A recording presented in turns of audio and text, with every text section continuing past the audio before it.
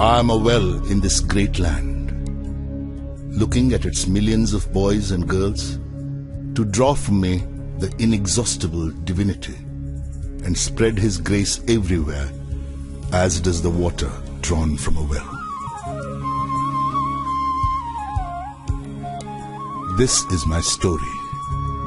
The story of the son of Jainul Abdin and Ashama. The story of a lad who sold newspapers to help his brother. The story of a pupil reared by Shivasubramanya Iyer and Ayadure Solomon. The story of a student taught by teachers like Pandale. The story of an engineer spotted by M.J.K. Menon and groomed by the legendary Professor Sarabhai. The story of a scientist tested by failures and setbacks. The story of a leader supported by a large team of brilliant and dedicated professionals.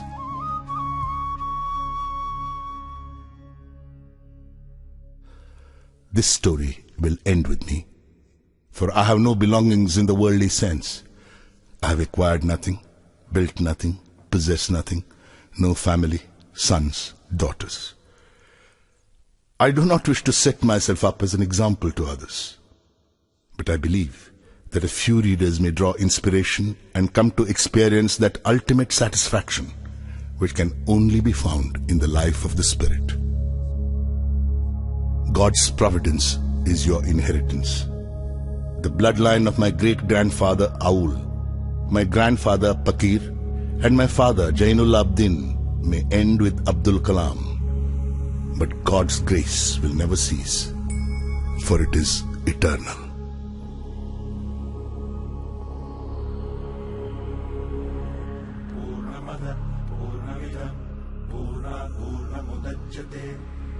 पूर्णस्य पूर्णमादाय पूर्णमेवावशिष्यते ॐ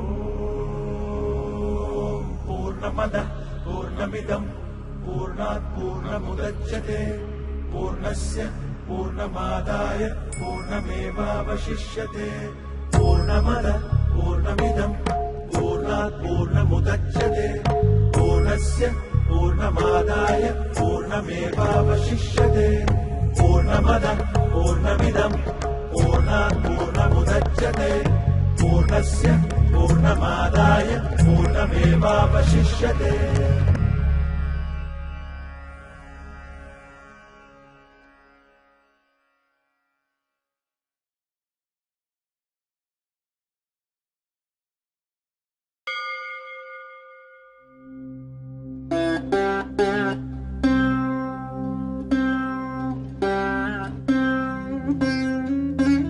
I was born into a middle-class Tamil family in the island town of Rameshwaram.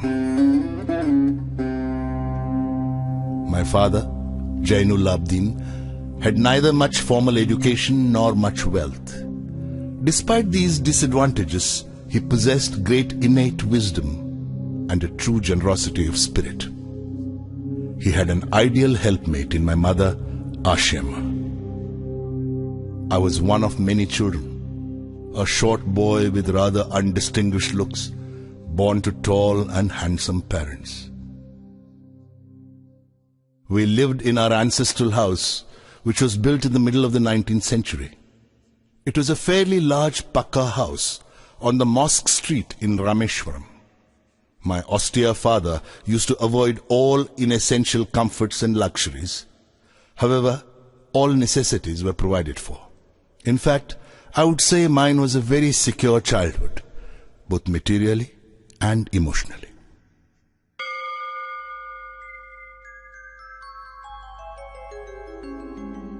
The famous Shiva temple, which makes Rameshwaram so sacred to pilgrims, was about a 10-minute walk from our house. Our locality was predominantly Muslim, but there were quite a few Hindu families too, living amicably with their Muslim neighbors. There was a very old mosque in our locality where my father would take me for evening prayers.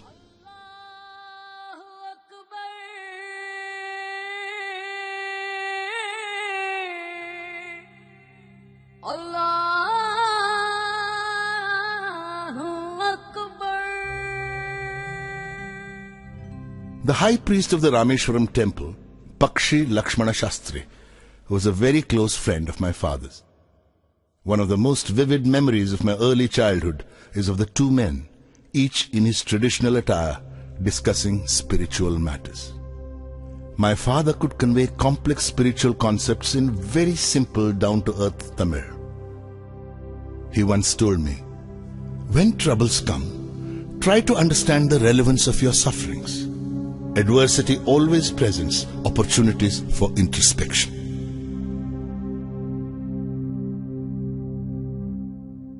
I have throughout my life tried to emulate my father in my own world of science and technology.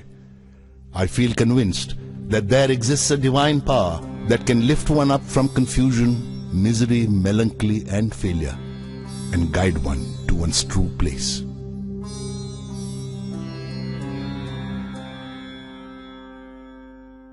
I was about 6 years old when my father embarked on the project of building a wooden sailboat to take pilgrims from Rameshwaram to Dhanushkodi and back.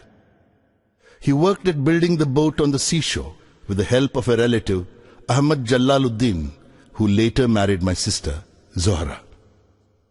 Ahmad Jalaluddin became a close friend of mine, despite the difference of 15 years in our ages. We used to go for long walks together every evening. As we started from Mosque Street, our first halt would be at the imposing temple of Lord Shiva, where we would circle around the temple with the same reverence as any other pilgrim. Jalaluddin's schooling had been limited, principally because of his family's straitened circumstances. At the time I speak of, he was the only person on the entire island who could write English. He wrote letters for almost anybody in need. Jalaluddin always spoke to me about educated people, of scientific discoveries, of contemporary literature, and of the achievements of medical science. Another person who greatly influenced my childhood was my first cousin, Shamsuddin. He was the sole distributor for newspapers in Rameshwaram and a one-man operation. The newspapers would arrive at Rameshwaram station by the morning train. The Second World War broke out in 1939 when I was 8 years old. Soon India was forced to join the Allied forces and something like a state of emergency was declared. The first casualty came in the form of the suspension of the train halt at Rameshwaram station. The newspapers now had to be bundled and thrown out from the moving train on the Rameshwaram road between Rameshwaram and Dhanushkodi. That forced Shamsuddin to look for a helping hand to catch the bundles, and, as if naturally, I filled the slot. Shamsuddin helped me earn my first wages. Every child is born with some inherited characteristics into a specific socio-economic and emotional environment and trained in certain ways by figures of authority. I inherited honesty and self-discipline from my father. From my mother, I inherited faith in goodness and deep kindness.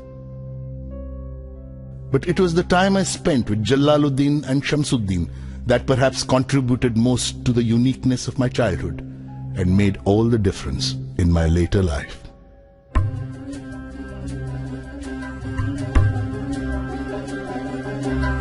தந்தை மகற்கு ஆற்றும் நன்றி அபயத்து முந்தி இருப்பச்செயல்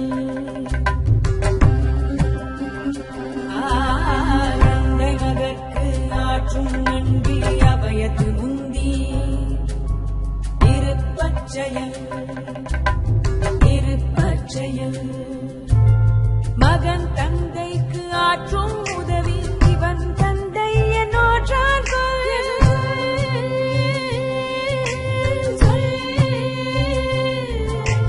மகன் தந்தைக்கு ஆற்றும் உதவி இவன் தந்தை என்னோற்றான் தந்தை மகற்கு ஆற்றும் நன்றி அபயத்து முந்தி இருப்பச்செயல்.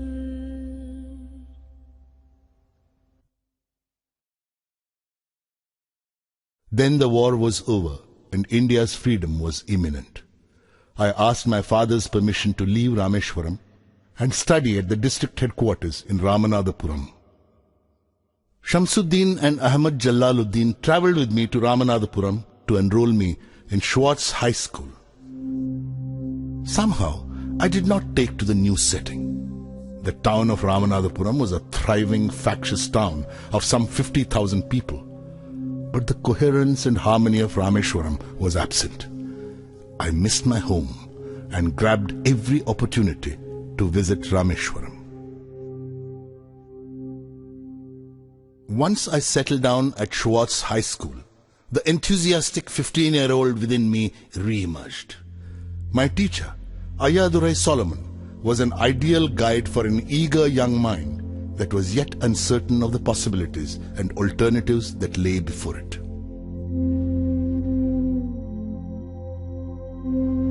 During my stay at Ramanathapuram, my relationship with him grew beyond that of teacher and pupil.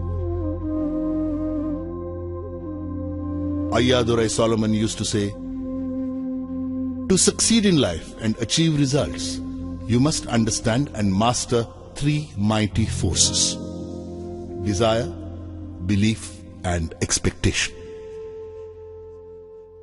Ayadurai Solomon, who later became a reverend, taught me that before anything I wanted could happen, I had to desire it intensely and be absolutely certain it would happen. To take an example from my own life, I had been fascinated by the mysteries of the sky and the flight of birds from early childhood. I used to watch cranes and seagulls soar into flight and long to fly. Simple provincial boy though I was convinced that one day I too would soar up into the skies. Indeed, I was the first child from Rameshwaram to fly.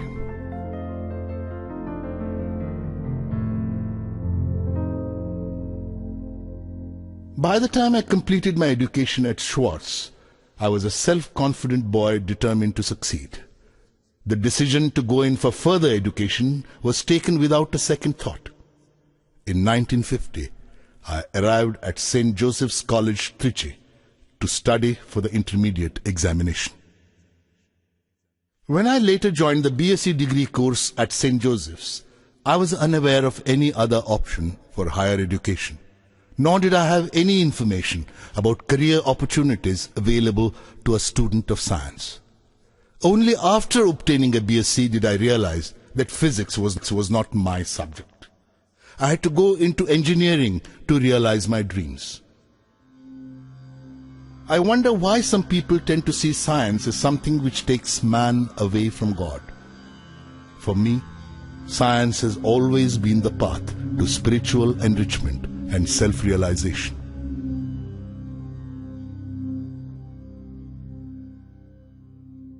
I managed to be on the list of selected candidates to Madras Institute of Technology, MIT. But admission to this prestigious institution was an expensive affair. Around 1,000 rupees was required, and my father could not spare that much money.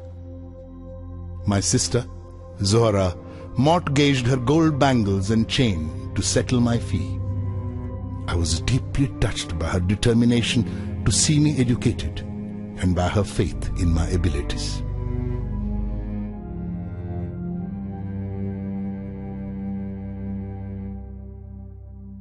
What fascinated me most at MIT was the sight of two decommissioned aircrafts displayed there. I felt a strange attraction towards them and would sit near them long after other students had gone back to the hostel. After completing my first year, when I had to opt for a specific branch, I almost spontaneously chose aeronautical engineering. In the course of my education at MIT, 3 teachers shaped my thinking: Professor Sponder, Professor K.A.V. Pandale, and Professor Narsingrao. Professor Sponder taught me technical aerodynamics. I consulted him before opting for aeronautical engineering. He told me that one should never worry about one's future prospects. Instead, it was more important to lay sound foundations, to have sufficient enthusiasm and an accompanying passion for one's chosen field of study. I myself would like to tell all novitiate engineering students that when they choose their specialization, the essential point is to consider whether the choice articulates their inner feelings and aspirations. Professor K.A.V. Pandalai taught me aerostructure design and analysis. He was a cheerful, friendly and enthusiastic teacher who brought a fresh approach to every year's teaching course. Professor Narsingh Rao was a mathematician who taught us theoretical aerodynamics. After attending his classes, I began to prefer mathematical physics to any other subject.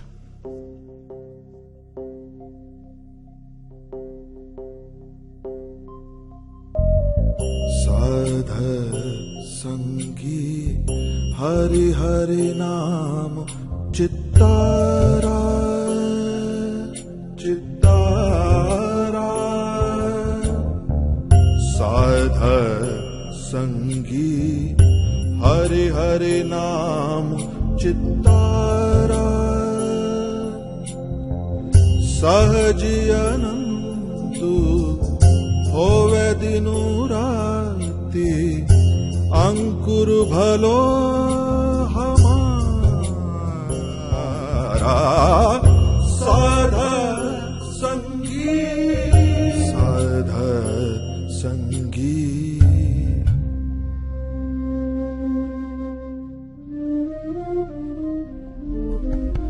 Gurupura भेटियो बड़ भागी गुरुपुरा भेटियो बड़ भागी जाको अंतु न परवारा अंतु न परवारा नानक सरनी गही स्वामी की पुनः पुनः नमस्कार साध संगी साध संगी.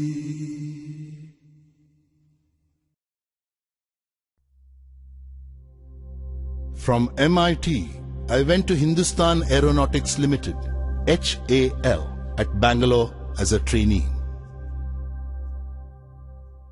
Two alternative opportunities for employment, both close to my long-standing dream of flying, presented themselves before me when I came out of HAL as a graduate aeronautical engineer. One was a career in the Air Force, and another was a job at the Directorate of Technical Development and Production at the Ministry of Defense. I applied for both. The interview calls arrived from both the places almost simultaneously. I was asked to reach Dehradun by the Air Force recruitment authorities and Delhi by DTD and P.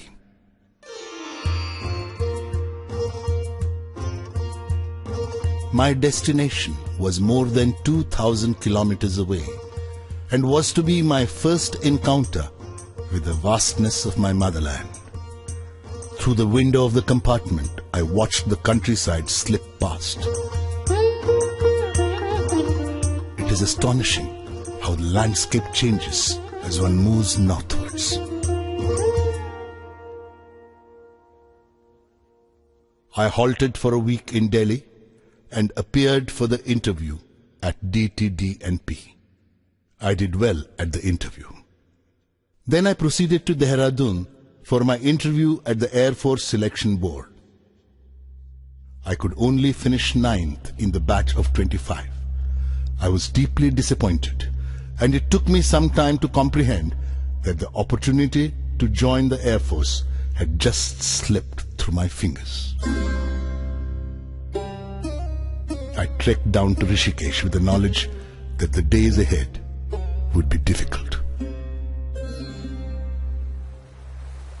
I bathed in the Ganga and walked to the Shivananda ashram, situated a little way up the hill. I met Swami Shivananda, a man who looked like a Buddha, wearing a snow-white dhoti and wooden slippers. I was struck by his irresistible, almost childlike smile and gracious manner. I told him about my unsuccessful attempt to join the Indian Air Force and my long-cherished desire to fly. He smiled and said, "Desire, when it stems from the heart and spirit, when it is pure and intense, possesses awesome electromagnetic energy. This energy is released into the ether each night as the mind falls into the sleep state. Each morning, it returns to the conscious state, reinforced with the cosmic currents. That which has been imaged will surely and certainly be manifested. You can rely, young man, upon this ageless promise as surely as you can rely upon the eternally unbroken promise of sunrise and of spring." I returned to Delhi and inquired at the DTDP about the outcome of my interview. In response, I was handed my appointment letter. I joined the next day as senior scientific assistant on a basic salary of rupees 250 per month. 3 years passed.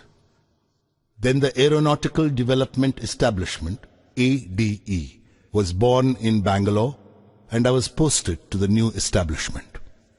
Bangalore as a city was in direct contrast to Kanpur, where I had been posted during my first year at the directorate.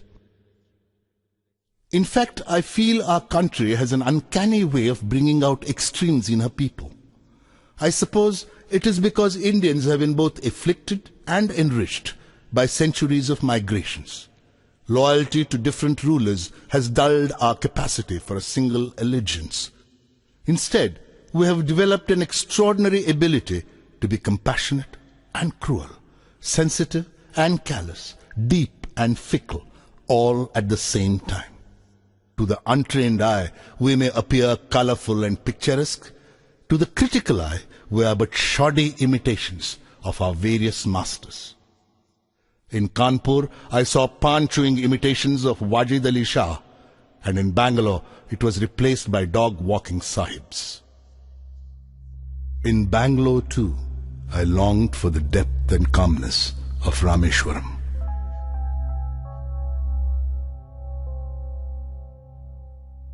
The workload at ADE during the first year was quite light.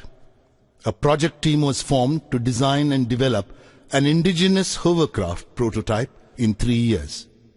The hovercraft, completed ahead of schedule, was christened Nandi, after the bull ridden by Lord Shiva.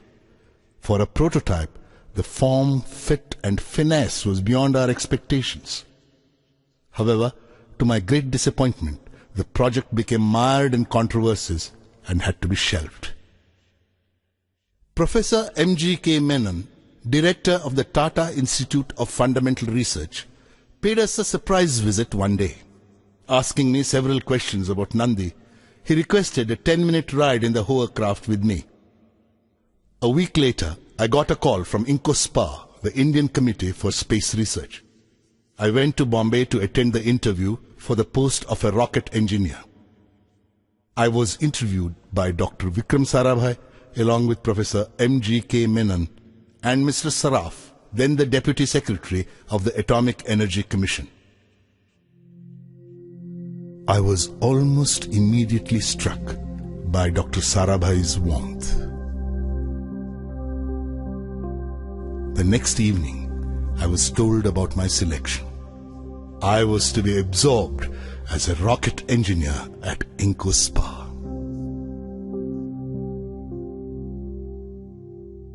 Sometime in the latter half of 1962, INCOSPA took the decision to set up the Equatorial Rocket Launching Station at Tumba, a sleepy fishing village near Trivandrum in Kerala. This was the quiet beginning of modern rocket-based research in India. Very soon after this, I was asked to proceed to America for a 6-month training program on sounding rocket launching techniques at the National Aeronautics and Space Administration, NASA. I took some time off before going abroad and went to Rameshwaram. My father was very pleased with this opportunity that had come my way. He took me to the mosque and organized a special namaz in thanksgiving.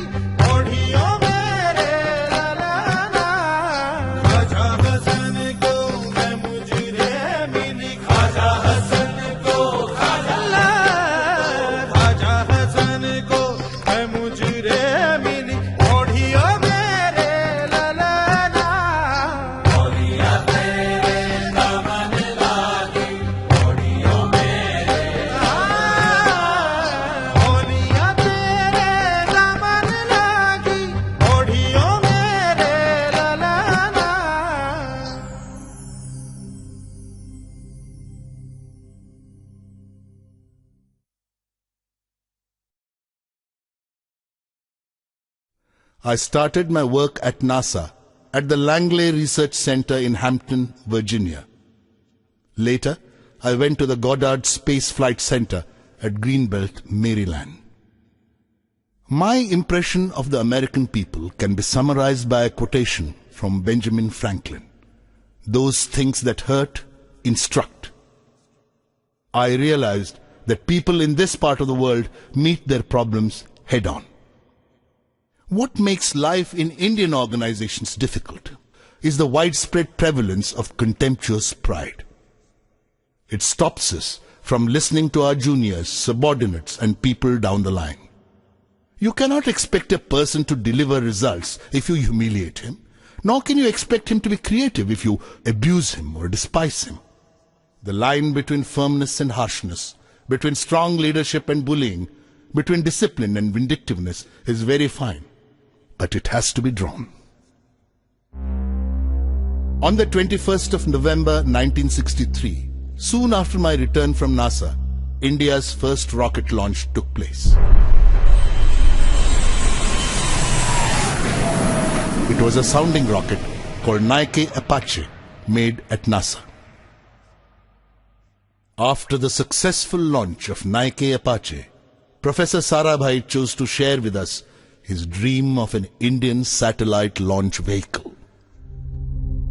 The development of Indian rockets in the 20th century can be seen as a revival of the 18th century dream of Tipu Sultan. When Tipu Sultan was killed, the British captured more than 700 rockets and subsystems of 900 rockets in the Battle of Tirukkanhalli in 1799. His army had 27 brigades called Kushuns, and each brigade had a company of rocketmen called Jurks. These rockets had been taken to England by William Congreve and were subjected by the British to what we call reverse engineering today. With the death of Tipu, Indian rocketry also met its demise, at least for 150 years. Rocketry was reborn in India thanks to the technological vision of Prime Minister Jawaharlal Nehru. Professor Sarabhai took the challenge of giving physical dimensions to this dream. Very many individuals with myopic vision questioned the relevance of space activities in a newly independent nation which was finding it difficult to feed its population. But neither Prime Minister Nehru nor Professor Sarabhai had any ambiguity of purpose. Their vision was very clear. If Indians were to play a meaningful role in the community of nations, they must be second to none in the application of advanced technologies to their real-life problems. They had no intention of using it merely as a means to display our might. Slowly but surely, 2 Indian rockets were born at Tumba. They were christened Rohini and Menaka. The following year, Professor Sarabhai wanted to see me urgently in Delhi. At the meeting, I was introduced to Group Captain V.S. Narayanan from Air Headquarters. Professor Sarabhai unfolded his plan of developing RATO, Rocket-Assisted Takeoff System for military aircraft. By that evening, the news was out. India was taking up indigenous development of a device to help short-run takeoffs by high-performance military aircraft. And I was to head the project. I was filled with many emotions. Happiness, gratitude, a sense of fulfillment. And these lines from a little-known poet of the 19th century crossed my mind. For all your days prepare, and meet them ever alike. When you are the anvil, bear. When you are the hammer, strike. 2 significant developments occurred during the work on RATO. The first was the release of a 10-year profile for space research in the country, prepared by Professor Sarabhai. To me, it was the romantic manifesto of a person deeply in love with the space research program in his country. The second development was the formation of a missile panel in the Ministry of Defence. Both Narayanan and I were inducted as members. The Future Satellite Launch Vehicle, SLV, had also been conceived by this time. Professor Sarabhai had already handpicked a team to give form to his dream of an Indian SLV. I consider myself fortunate to have been chosen to be the project leader. Professor Sarabhai gave me the additional responsibility of designing the 4th stage of the SLV. It was my usual practice to brief Professor Sarabhai after every missile panel meeting. After attending one such meeting in Delhi, on the 30th of December 1971, I was returning to Trivandrum. Professor Sarabhai was visiting Tumba that very day to review the SLV design. I spoke to him on the telephone from the airport lounge about the salient points that had emerged at the panel meeting. He instructed me to wait at the Trivandrum airport and to meet him there. When I reached Trivandrum, a pall of gloom hung in the air. I was informed that Professor Sarabhai was no more. He had passed away a few hours ago, following a cardiac arrest. I was shocked to the core. It had happened within an hour of our conversation. It was a great blow to me. I consider Professor Sarabhai as the Mahatma Gandhi of Indian science, generating leadership qualities in his team and inspiring them through both ideas and example.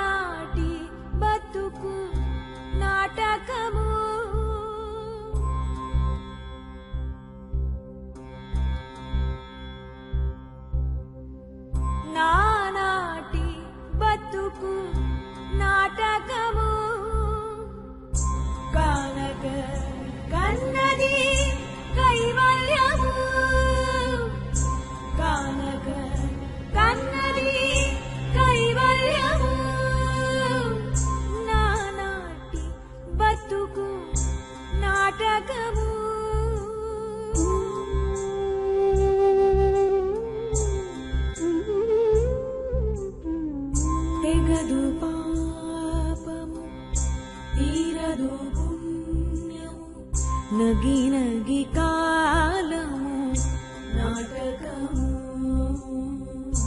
tegadu papamu tiradu punyamu nagi nagi kalamu natakamu yaguvana shri venkateshwarude yaguvana shri venkateshwarude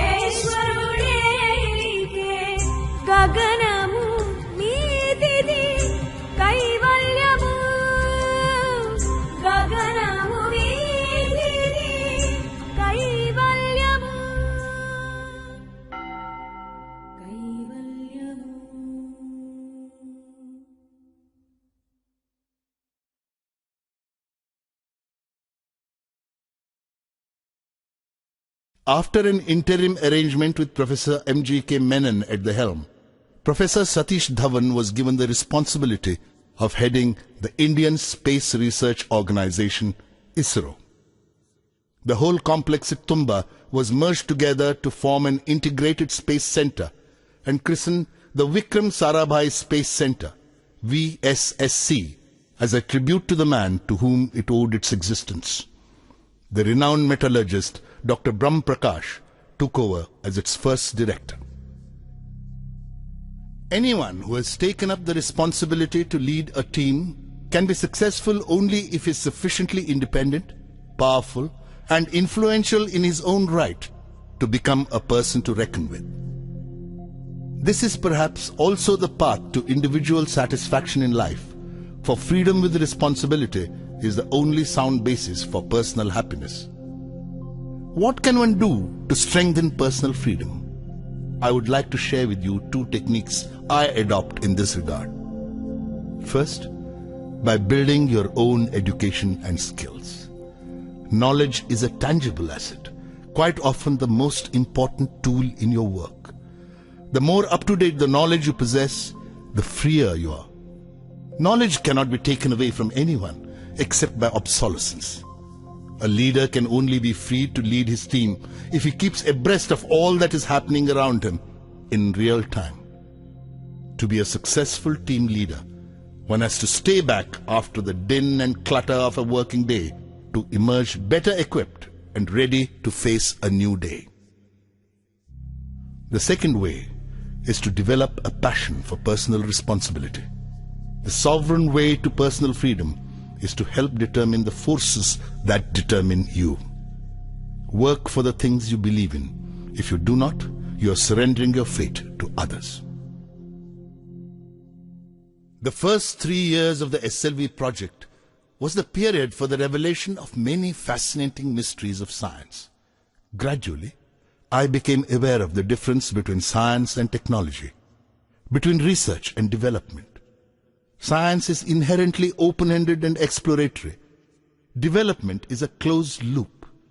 Mistakes are imperative in development and are made every day, but each mistake is used for modification, upgradation, or betterment. Like any other act of creation, the creation of the SLV-3 also had its painful moments. One day, when my team and I were totally engrossed in our work, the news of a death in the family reached me. My brother-in-law and mentor, Janab Ahmad Jalaluddin, was no more. For a couple of minutes, I was immobilized. When I could focus on my surroundings once more, I realized that with Jalaluddin, a part of me had passed away. Traveling overnight in a combination of district buses, I reached Rameshwaram only the next day. I had no words for Zohra or for my niece Mehboob, both of whom were crying uncontrollably. I had no tears to shed. For many days back in Tumba, I felt a sense of futility I had never known before about everything I was doing. I had long talks with Professor Dhawan. He told me that my progress on the SLV project would bring me solace. The confusion would first lessen and would later pass away altogether. In 1976, my father, Jainul Abdin, who had lived on Rameshwaram Island for 102 years, passed away, leaving behind 15 grandchildren and 1 great-grandson. In worldly terms, it was the death of just another old man. No public mourning was organized. No flags were lowered to half-mast. No newspaper carried an obituary for him. He was not a politician, a scholar, or a businessman. He was a plain and transparent man. His life inspired the growth of all that was benign and angelic, wise and noble.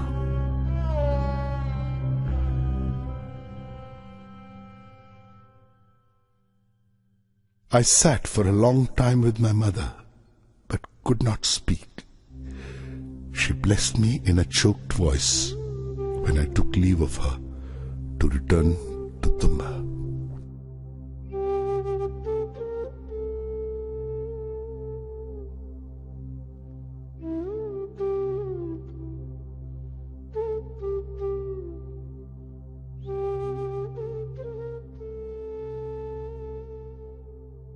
The SLV-3 Apogee rocket, scheduled to be flight tested in France, was mired with problems.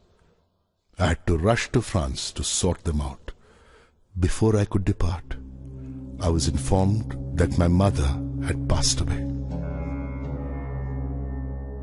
With 3 deaths in the family, I needed total commitment to my work in order to keep performing. The desire to work at optimum capacity leaves hardly any room for anything else.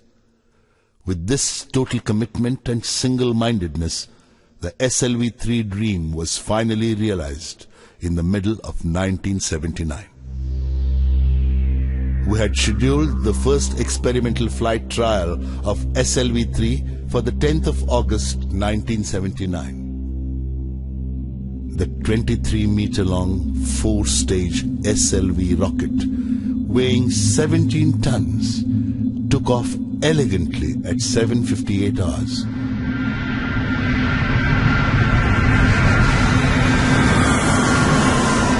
Stage 1 performed to perfection. There was a smooth transition from this stage to the second stage. We were spellbound to see our hopes flying in the form of SLV-3. Suddenly, the spell was broken. The second stage went out of control. The flight was terminated after 317 seconds, and the vehicle's remains, including my favorite 4th stage with the payload, splashed into the sea, 560 kilometers off Sriharikota. The incident caused us profound disappointment. I felt a strange mix of anger and frustration. Completely drained, mentally as well as physically, I went straight to my room and slumped onto the bed. A gentle touch on my shoulder woke me up. It was late in the afternoon, almost approaching evening. I saw Dr. Brahm Prakash sitting by my bedside. I was deeply touched by his affection and concern. I was sad, but not alone.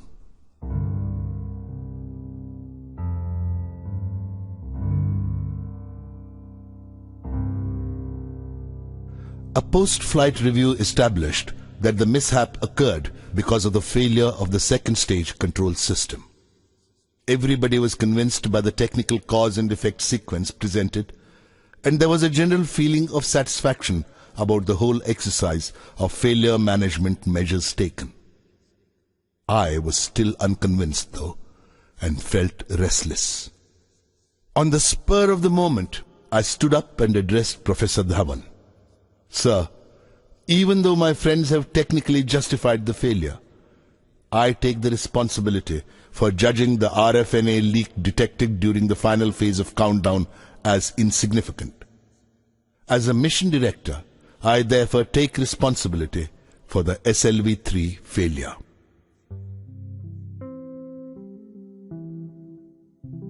The pursuit of science is a combination of great elation and great despair.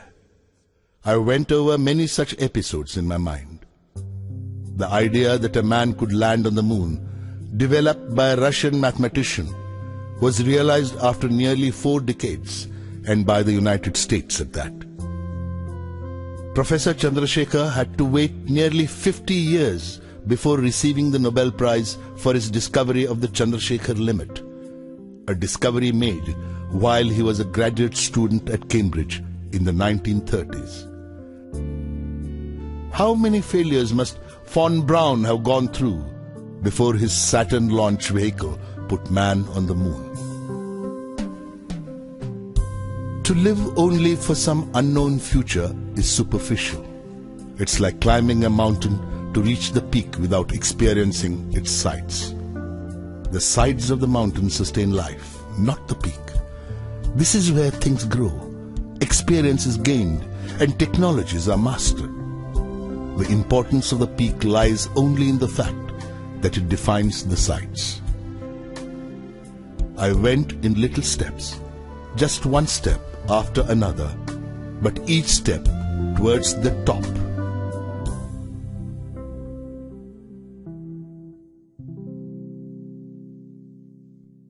On the 17th of July 1980, 30 hours before the launch of the second SLV-3, the newspapers were filled with all kinds of predictions.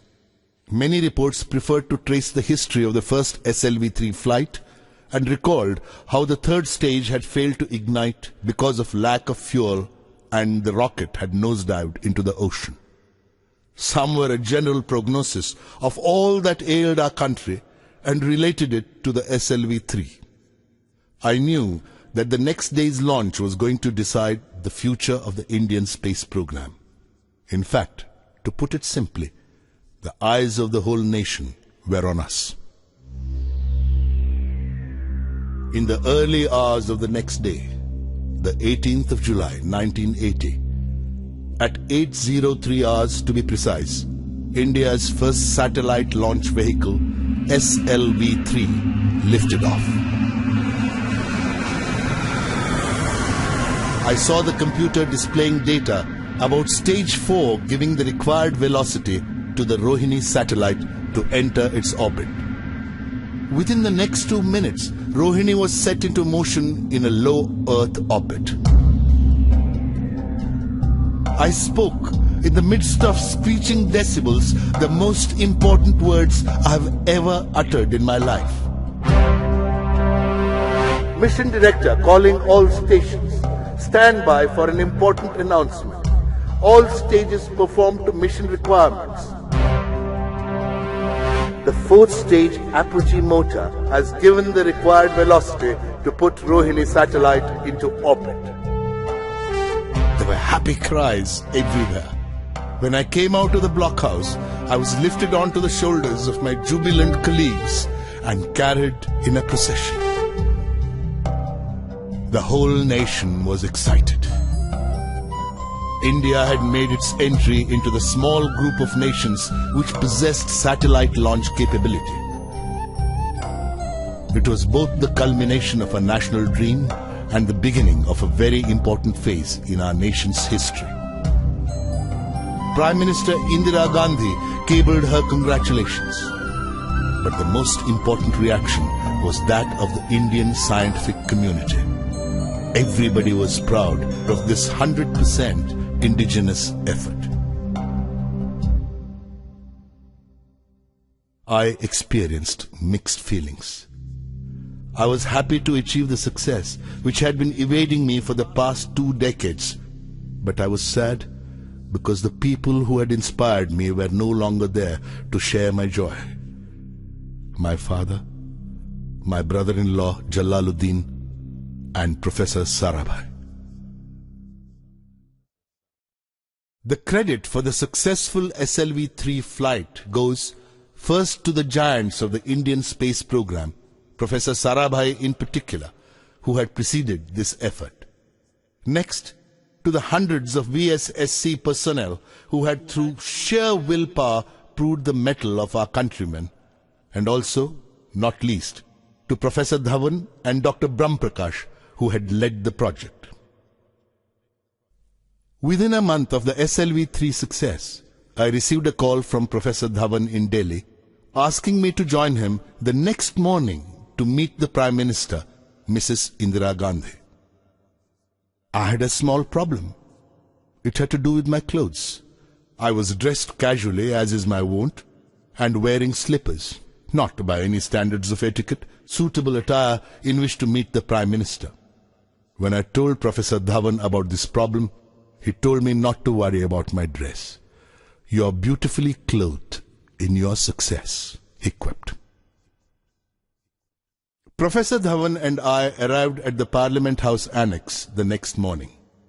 There were about 30 members of the Lok Sabha and Rajya Sabha in the room. Professor M.G.K. Menon and Dr. Nag Chowdhury were also present. Srimati Gandhi spoke to the members about the success of the SLV-3 and lauded our achievement. In January 1981, the renowned nuclear scientist, Professor Raja Ramanna, invited me for a private meeting. The Devil missile program had been shelved in spite of tremendous achievements made by Narayanan and his team at the Defence Research and Development Laboratory, DRDL.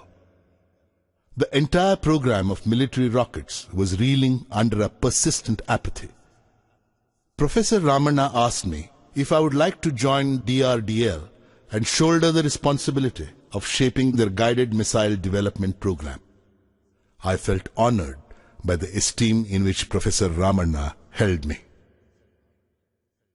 Republic Day 1981 brought with it a pleasant surprise: the conferment of the Padma Bhushan Award on me.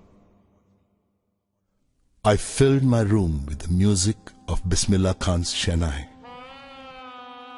The music took me to another time, another place. I visited Rameshwaram and hugged my mother. My father ran his caring fingers through my hair. My mentor, Jalaluddin, announced the news to the crowd gathered on Mosque Street. My sister, Sora, prepared special sweets for me. Pakshi Lakshmana Shastri put a tilak on my forehead. Father Solomon blessed me holding the Holy Cross. I saw Professor Sarabhai smiling with a sense of achievement. The sapling which he had planted 20 years ago had finally grown into a tree whose fruits were being appreciated by the people of India.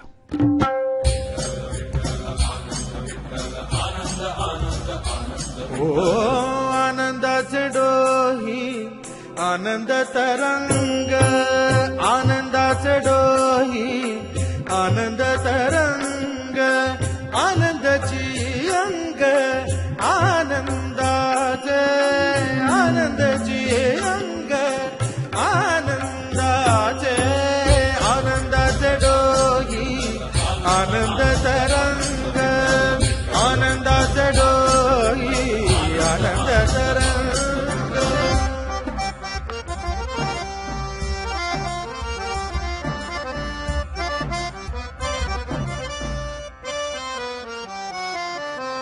गर्भाचे आवडी मातेचा डोहळा तेथीचा जीवळा तेथे बिंबे गर्भाचे आवडी मातेचा डोहळा तेथीचा जीवळा तेथे बिंबे तुका म्हणे तैसा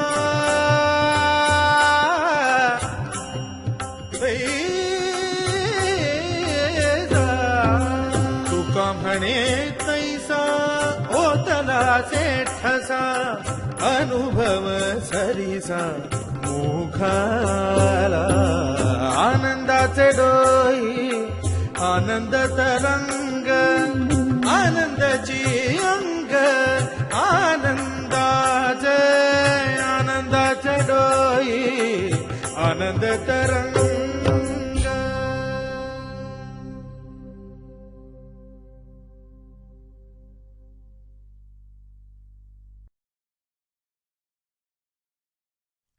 I joined DRDL on the 1st of June 1982. To the horror of many old-timers, I started inviting people from the Indian Institute of Science, Indian Institutes of Technology, Council for Scientific and Industrial Research, Tata Institute of Fundamental Research, and many other educational institutions where related experts could be found. I felt that the stuffy work centers of DRDL needed a breath of fresh air. I made a presentation in the South Block.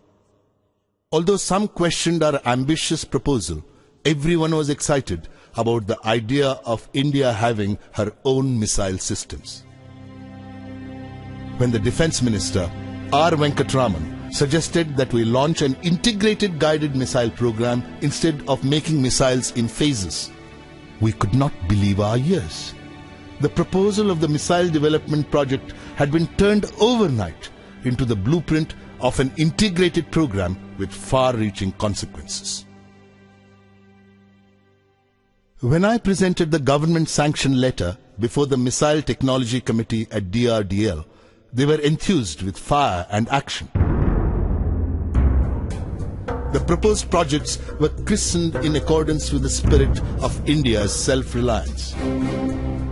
Thus, the surface-to-surface weapon system became Prithvi, the earth. The tactical core vehicle was called Trishul, the trident of Lord Shiva. The surface-to-air defense system was named Akash, the sky, and the anti-tank missile project Nag, Cobra. I gave the name Agni, fire, to my long-cherished dream of REX, Re-Entry Experiment Launch Vehicle. Dr. Arunachalam came to DRDL and formally launched the Integrated Guided Missile Development Program on the 27th of July, 1983. It was a great event in which every single employee of DRDL participated. Everybody who was somebody in Indian aerospace research was invited. This was the second most significant day in my career, next only to the 18th of July 1980, when the SLV-3 had launched Rohini into the Earth's orbit.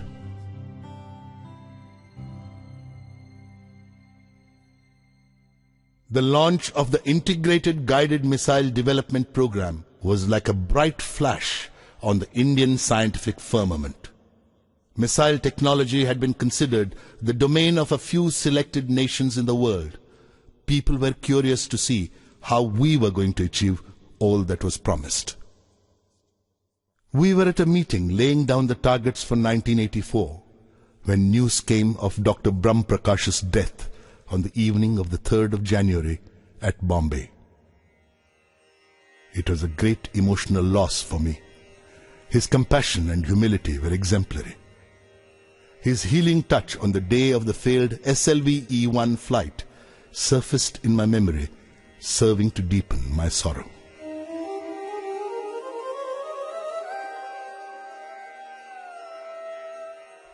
If Professor Sarabhai was the creator of VSSC, Dr. Brahm Prakash was the executor. He had nurtured the institution when it most needed nourishment. His humility mellowed me and helped me discard my aggressive approach.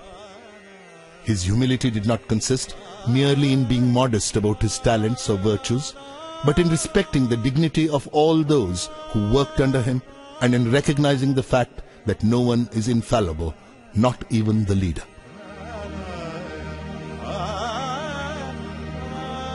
He was an intellectual giant with a frail constitution. He had a childlike innocence, and I always considered him a saint among scientists.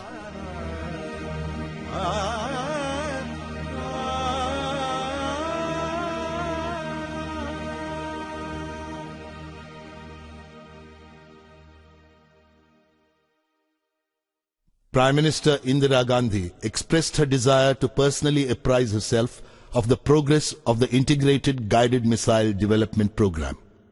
The entire organization was filled with an aura of excitement.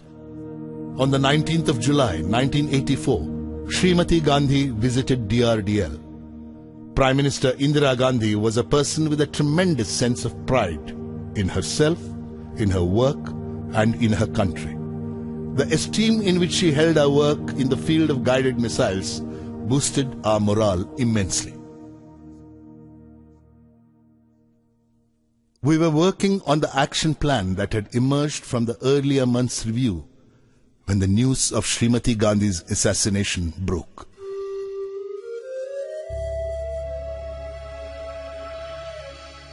Srimati Gandhi's death was a tremendous loss to the scientific community. She had given impetus to scientific research in the country.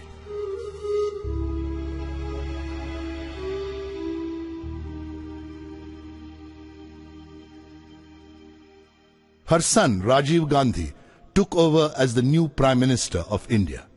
He went to the polls and obtained a mandate from the people to carry forward the policies of Mrs. Gandhi, the Integrated Guided Missile Development Program being a part of them. Work on Prithvi was nearing completion when we entered 1988. Prithvi was launched at 11:23 hours on the 25th of February. It was an epoch-making event in the history of rocketry in the country. Prithvi was not merely a surface-to-surface missile. It was, in fact, the basic module for all future guided missiles in the country. The launch of Prithvi sent shockwaves across the unfriendly neighboring countries. The response of the Western Bloc was initially one of shock and then of anger. A 7-nation technology embargo was clamped, making it impossible for India to buy anything even remotely connected with the development of guided missiles. The emergence of India as a self-reliant country in the field of guided missiles upset all the developed nations of the world.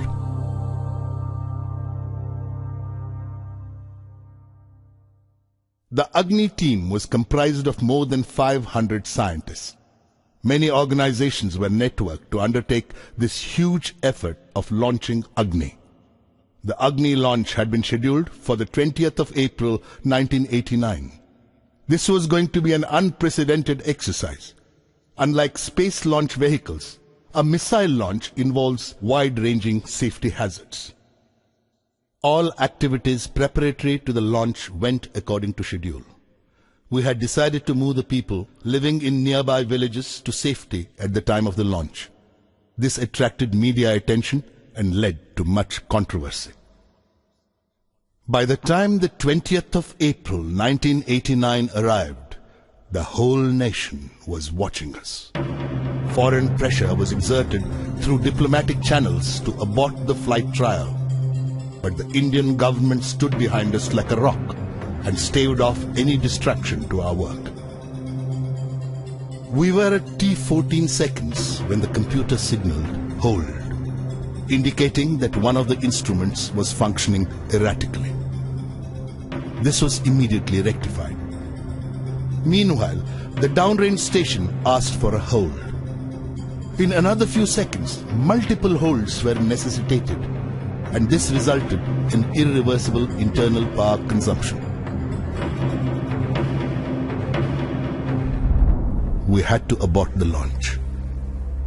The missile had to be opened up to replace the onboard power supplies. The press was up in arms and fielded various interpretations of the postponement of the flight to suit the fancies of the readership. Cartoonist Sudhir Dar sketched a shopkeeper returning a product to the salesman, saying that like Agni, it would not take off. Another cartoonist showed one Agni scientist explaining that the launch was postponed because the press button did not make contact. The Hindustan Times showed a leader consoling press reporters. There is no need for any alarm. It's a purely peaceful, non-violent missile. After a detailed analysis conducted virtually round the clock for the next 10 days, our scientists had the missile ready for launch on the 1st of May, 1989. But again, during the automatic computer checkout period at T10 seconds, a hold signal was indicated. A closer inspection showed that one of the control components, S1 TVC, was not working according to the mission requirements. The launch had to be postponed yet again. Now, such things are very common in rocketry and quite often happen in other countries too.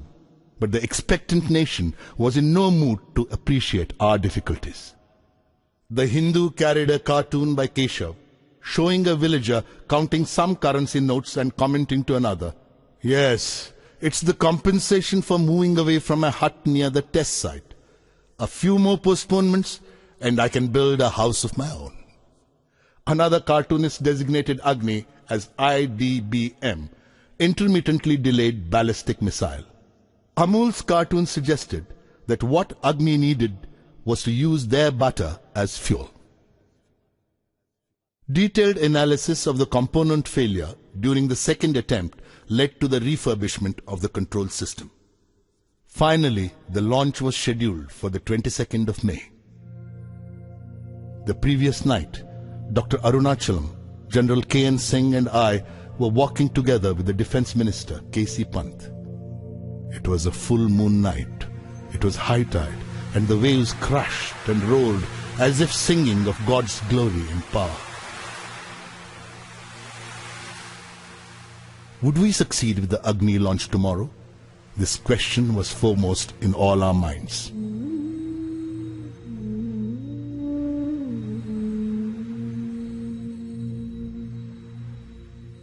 Breaking a long silence, the Defence Minister finally asked me, "Kalam, what would you like me to do to celebrate the Agni success tomorrow?"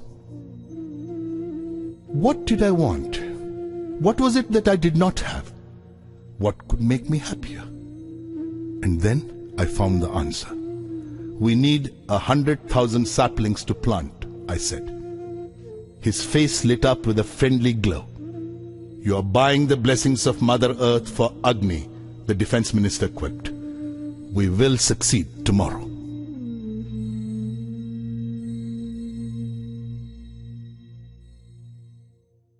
The next day, Agni took off at 7:10 hours. It was a perfect launch. The missile followed a textbook trajectory. All flight parameters were met. It was like waking up to a beautiful morning from a nightmarish sleep. We had reached the launch pad after 5 years of continuous work at multiple work centers. We had lived through the ordeal of a series of snags in the last 5 weeks. We had survived pressure from everywhere to stop the whole thing, but we had done it at last. It was one of the greatest moments of my life. A mere 600 seconds of elegant flight washed off our entire fatigue in an instant. What a wonderful culmination of our years of labor. I wrote in my diary that night, "Do not look at Agni as an entity directed upward to deter the ominous or exhibit your might. It is fire in the heart of an Indian. Do not even give it the form of a missile, as it clings to the burning pride of this nation, and thus is bright." Prime Minister Rajiv Gandhi called the Agni launch a major achievement in our continuing efforts to safeguard our independence and security by self-reliant means. The technology demonstration through Agni is a reflection of our commitment to the indigenous development of advanced technologies for the nation's defense. Till the Agni launch, the Indian Armed Forces had been structured for a strictly defensive role, to safeguard our nation, to shield our democratic processes from the turbulence in the countries around us, and to raise the cost of any external intervention to an unacceptable level. With Agni, India had reached the stage where she had the option of preventing wars involving her.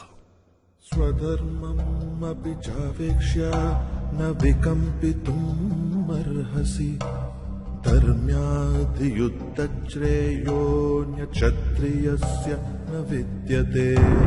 Swadharmam abhijaveksha vikampitum arhasi dharmyadhi yuddhachreyo kshatriyasya na vidyate.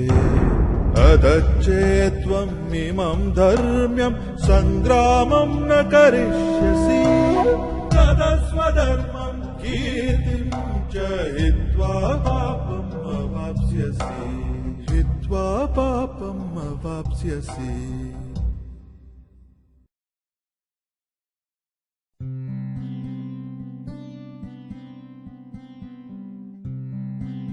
On Republic Day in 1990, the nation celebrated the success of its missile program.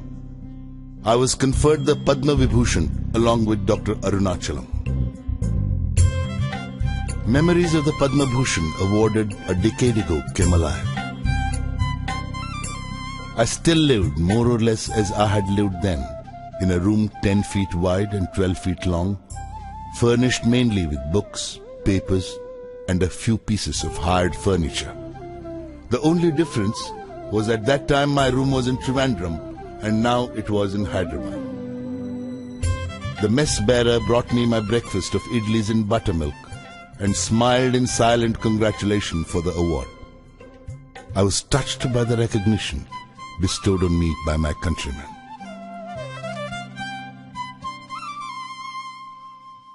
A large number of scientists and engineers leave this country at their first opportunity to earn more money abroad. It is true that they definitely get greater monetary benefits, but could anything compensate for this love and respect from one's own countrymen? On the 15th of October, 1991, I turned 60. I looked forward to retirement and planned to open a school for the less privileged children. It was during this period that I decided to put down my memoirs and express my observations and opinions on certain issues.